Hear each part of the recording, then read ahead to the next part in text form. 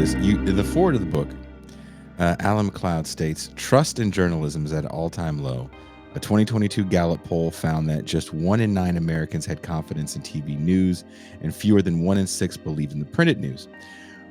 What does that mean, that there is a failure of trust in journalism?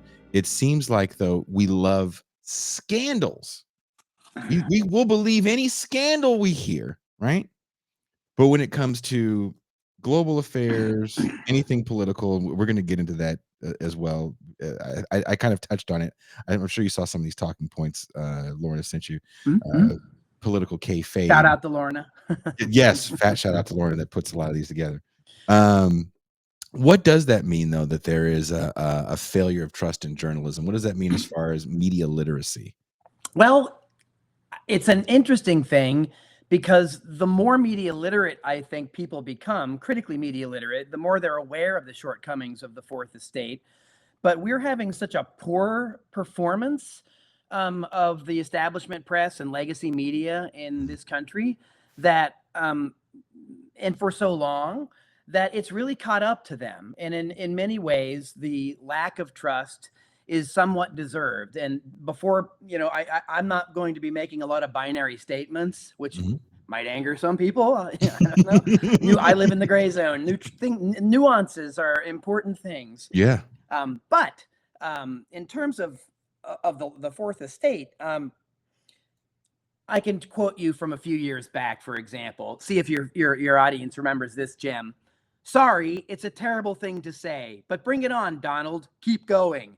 It may not be good for America, but it's damn good for CBS, exclaimed Les Moonves while he was executive chairman and CEO of CBS during the Morgan Stanley Tech Media and Telecom Conference the summer of 2016. He further noted, quote, I've never seen anything like this, and this is going to be a very good year for us. Not big U BS. Well, yeah, a lot of BS. Not capital U, capital S, but, small u and S, as in the shareholders, right? I mean, this is a brazen public example of these kinds of things that we could trot out. And over the years, particularly as news media went away from broadcast and into the cable realm and outside with different lack of FCC kind of oversight or regulations, and we could talk about what could be good about that. But some of the downfall of that is it's really contributed more to a return of opinion journalism and extraordinary partisanship that's further acted to divide the country in many, many ways for profit. And actually, you hear Les Moonves talking about it. So and this was exacerbated further by the poor coverage of the 2016 election. I know I mentioned it already. We'll not get too stuck back there, but we're kind of still stuck back there. We're like in an election feedback loop, man. It's like it's a redux of these things. And the press, even though they mea culpa after the 2016 election, we'll do better. They just took all the bait of Trump's fake news shenanigans and the way he weaponized that phrase. By the way, took it from the Democrats. Let's not forget that it was the Clinton campaign that started the fake news chatter about Russian interference in the election. And we won't get started on Russiagate just yet either. And canards and nonsense that many and the liberals love to promote. I hope more on the left don't promote Russiagate, though I certainly see lots of folks still doing it. That's another can of worms. But regardless, Donald Trump ingeniously, as the con man that he is, he turned it around and weaponized it. Yes. And he started saying anything he disagreed with was fake news. And partisans began to understand some of the problems of the press, and certainly Republicans were looking for issues, right? And then Democrats became, oh my goodness, we thought we were going to win. We did win, but we lost. Like, thanks, Electoral College. But then they started looking for reasons, right? After the fact, how could we lose? What happened? Well, and some of that went back to the media. They gave them $6 billion of free coverage to Trump, $3 billion to Clinton, a little over 1 to 2 to Sanders, whom the Democrats just sacked, right? And a lot of people saw that. You don't see any big crowds right now. There's no 30,000 people coming out to see any of these lackluster candidates that are going on. But back then, there were 25, 30,000 people showing up, all ages, a lot of young people too. And those people saw what the media did. And the Democrats, after the 2016 election, admitted that they could rig the primaries and they could choose candidates in the back room. smoking cigars like they used to at Tammany Hall because it wasn't illegal. And they said that out loud in a court case. It's a matter of public record. It was one of our previous underreported stories. Mhm. So there's reasons that people are losing faith in the press. There's reasons people are losing faith in the electoral system and the two-party dominant system. And it's not all conspiracy theory, and it's not all hooey. Right. And that's where we really need to get real about some of these criticisms and figure out which ones are attached to potential solutions, things we can actually do from the grassroots up. Mhm. What does that mean, though? How can I put this? Because you touched on the beginnings of cable news, and that's another, again, we only met briefly, and a big project I've been working on for the last couple of years is called Kayfabe, which is about the beginnings of cable news media and the beginnings of WWE pro wrestling. I juxtapose those two things because they happened around the same time. Yeah, Matt Taibbi's talked about that. He's talked about it. This is a lot more fun. Yeah, true. Oh, yeah, true. But we've seen the failures of the New York Times recently, right? When it comes to again, and at one point in time, there were the kind of the paper of record. That doesn't mean that everything the New York Times reports is false. Correct. And there becomes a flattening of understanding of, especially when we talk about politics, right? When, okay, they lied about this, they lied about everything. How do we cut through that and try to help people read and understand media? Well, it'd be great if more people were reading, I think, media instead of, intravenously injecting it somehow or having it beamed into their eyeballs. So, and I've been teaching, this stuff for, a couple decades, and I'm a big proponent of critical media literacy, pedagogy, education.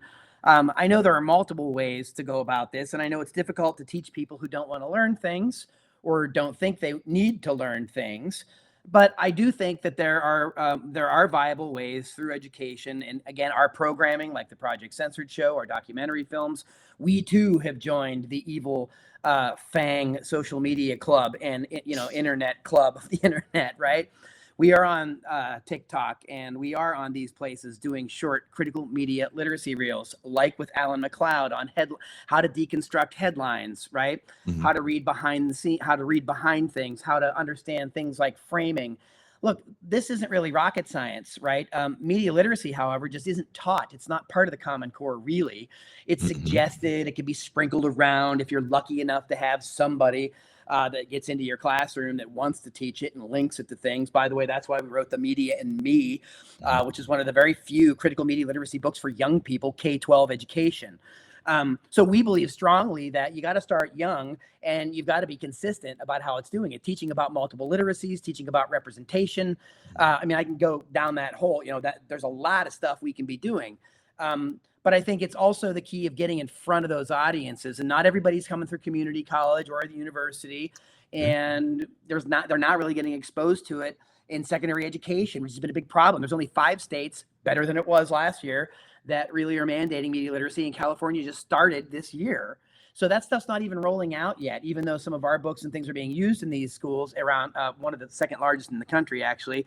But I think that we need to spend more time trying to also train journalists that are media literate, so that it might be more likely that these folks that do go into legacy journalism are more aware of shortcomings at places like the New York Times.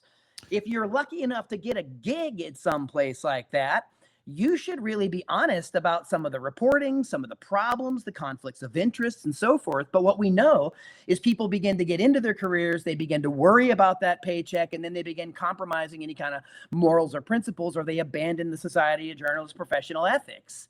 And that's really problematic. And this is what we see happening in the latest fiasco at the New York Times and their bogus Hamas rape stories.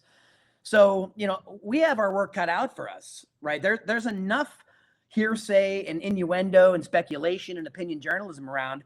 You know, when you have the major news outlets actively participating in it, it further builds public distrust, and it further separates and divides the public and makes discourse even less likely. And you touched on this earlier when you talked about the fact that cable news comes to be and to fill time. And also they found out um, during OJ that opinion journalism, you don't need to know anything about a trial. And, you know, and we don't have to get into, as you call it, like potato chip kind of Well, gossip junk food and, news. you know, true crime and stuff like Yeah. that. But, you know, you were in the Bay when Scott Peterson happened. Yeah. And since then, there's been a pretty illuminating documentary that A&E, of all people, did on all of the facts that weren't reported. And it literally starts off with one of the journalists from KTVU News, which is a local station in the San Francisco Bay Area, saying, if you watched us and you think you know anything about the trial, you don't know anything about it. Yeah. And that's how it starts. Yeah. So these opinion show, the Nancy Graces of the world, the Tucker Carlsons of the world, the Bill O'Reillys of the world, that really became quote unquote newsmen in this post Dan Rather, Walter Cronkite era. And those two were guys just reading the news. Yeah. Well, I'd say Dan was worse, but we can parse that. Dan had a later in life mea culpa after he, you know, that fiasco and after 9/11. But setting that aside, but we were already programmed to see these news readers a certain way. You know, that movie Anchorman makes fun of it, to me, in a smart way, where, you know, they love this guy that's in their house every day. Yeah. And we looked at these opinion people as newsmen, as journalists, as reporters. That's still kind of a problem, don't you think, when it comes to the way we're deciphering this stuff? Absolutely, it's a problem. And a big problem too is public confirmation bias. And you know, with social media algorithms and the, you know, increased partisanship and changing rules after the Fairness Doctrine collapsed in 1987, after the Telecom Act in 1996, both Reagan and Clinton and the Gingrich regime contributing to those fiascos, you know, really paved the way to just have more of this bottom line. I can't really justify calling it journalism, so let's call it opinion journalism at least. Or in many cases, you know, what we see in the so-called hard news outlets isn't that much different than what we call junk food news in many ways. And, you know, like, for example, it's not just that this stuff is at TMZ or People Magazine. You've got allegedly serious journalists talking about the possibility of Taylor Swift being a deep state mole for the CIA, you know, pimping for Biden. You know, it's like, okay, man. But is this a war then? Because news is profit. Yeah. You know, back to old quotes.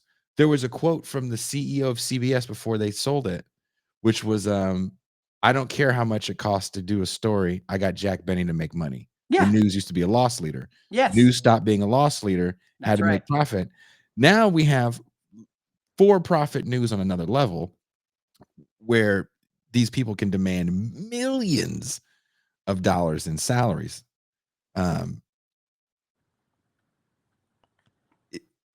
It feels like, when you're talking about the junk food stuff, the Taylor Swift stuff, it feels like these are just people just searching for ratings, and they're just searching for eyeballs. But what happens when news stops being about literally news and it's just a commodity? Well, we're seeing the effects of what happens when news only becomes a commodity. It doesn't serve in the public interest. It doesn't produce solutions journalism. And we're seeing the same kind of problems from previous eras and and technological changes and challenges in media and journalism. We're seeing them mirrored in social media. We're seeing them mirrored at YouTube. We're seeing them mirrored on the internet. Yeah. You know, in many ways, we're doing some of the same things with Mr. Beast and these other people, right? I mean, so it's again, this is why I sound like a broken record and come back to the critical media literacy issues, is because when people have the opportunity to learn some of these tools, and we wrote about them in Let's Agree to Disagree, we wrote about them in the United States of Distraction, Make America Think Again, ha ha ha, and we write about them every year in the Project Censored book, in the Media Democracy in Action chapter, where we highlight people that are doing things to combat these problems. And by the way, in this year's book, we included Jen Sanko, whom you know Yes. from Brainwashing My Dad, right? Yes, who I interviewed, Jen. Yeah. Yeah. Yeah. So this is what this book is about, and our website and all the work we do with the project. It's connected to critical media literacy education. We do it through news literacy.